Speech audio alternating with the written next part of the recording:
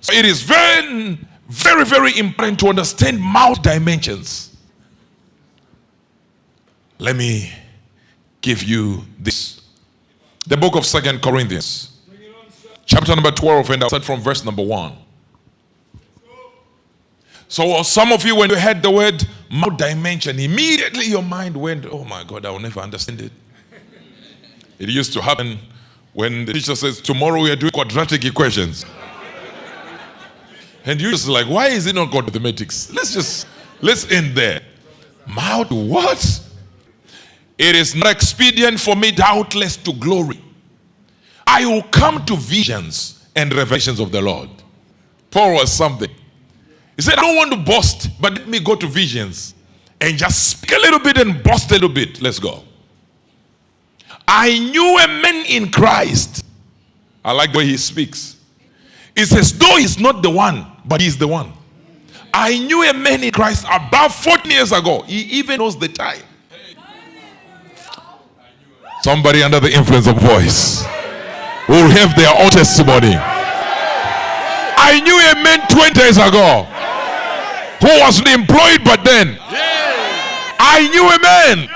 Sit down, sit down. I knew a man in Christ about 14 years ago. Whether in the body, I cannot tell.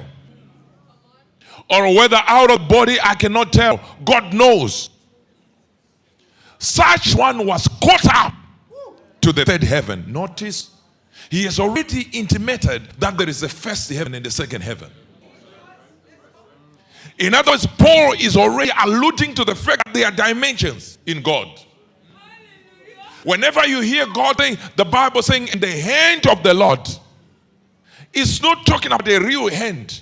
It's talking about a dimension of God that it refers to as a hand. The Egyptians were fighting Moses.